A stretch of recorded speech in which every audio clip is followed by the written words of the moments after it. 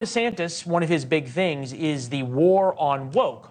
That is, unless some of the most woke minds don't self-destruct before. For example, Bo-Young Lee of Uber.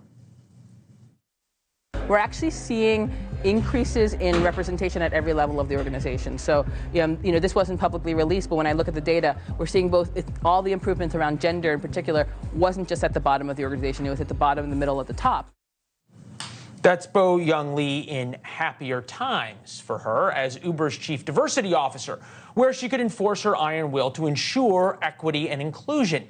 Now Lee finds herself on the other end of the same monster she has created. She is now on leave after hosting a panel called Don't Call Me Karen. The email invite said, "We will be diving into the spectrum of the American white woman's experience from some of our female colleagues, particularly how they navigate around the Karen persona, where we will have an open and honest conversation about race." Didn't really go over so well. Deputy Opinion Editor Batya Ungar-Sargon and Chris Hahn, host of the Aggressive Progressive podcast, are here to help us sort this out. What is this, Chris, when the sublime becomes the ridiculous? I mean, I don't know where to start with this one, Leland. It kind of had me speechless, and I've been thinking about it all day. I will start with this. Capitalists don't do things for no reason. There's usually a profit motive behind when people do whatever they do in a corporate structure. So Miss Lee was putting this panel together because some executive on their board decided that this was a good idea. And I don't know why she got removed after reading about 10 stories on this, by the way. I read everything you could find on this today. I think she got removed because people didn't like the way she reacted to their criticism of her program, which is, I guess that's the way it works. Yeah, at this point, it seems as though you're at a point where they've run out of panels to have. I can't think of any other reason for having had the Karen panel. This is some of the angry employee responses. I think when people are called Karen, it's implied that this is someone that has little empathy to others or is bothered by minorities, others that don't look like them. Like, why can't bad behavior not be called out?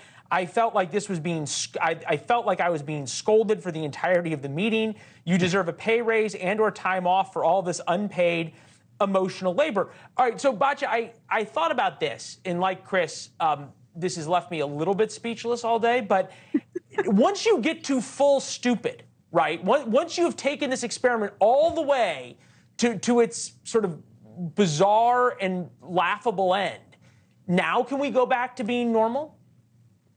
Well, I guess I dissent from both of you a little bit because to me, what this represents is the idea that you can't tell people that the most important thing in society is race and then cut all white people out of the conversation as oppressors and expect them to just sort of take that. And this is what happens when they say, oh, I honestly think that this was like a totally honest mistake. What, they're going to say, oh, I guess race is really important. Let's talk about our experience as white women. So this seems to me like a totally honest mistake by somebody who misunderstood the woke imperative, right? So I agree with you. It's like the wokeness is the problem here. I do have to say, I mean, diversity at Uber, when's the last time you got into an Uber and the driver was white? I mean, this whole story has misunderstood what Uber is, right? This whole story is about where the real energy at Uber is, which is with the over-credentialed, college-educated, knowledge industry, tech worker set, the people making $150K and over, not the drivers who are making $45,000 a year who don't care about this at all, right? So, I mean, this is a story about the class divide 100%. And again, how class masquerades as race in this country. Chris, you made the good point about the profit that big companies feel. And during 2017, especially through the pandemic, they saw the enormous potential for profit in diversity, equity, inclusion. Yep. It became the new buzzword on and on and on.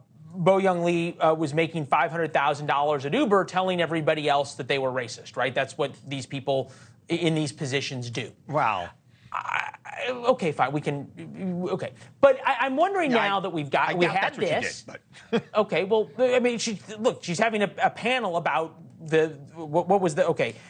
We've had the panel about Karens. quote Karens and an open and honest conversation about race. So that's evidently what happened at this panel. Right. Thanks for watching. Go to newsnationnow.com to find NewsNation on your television provider.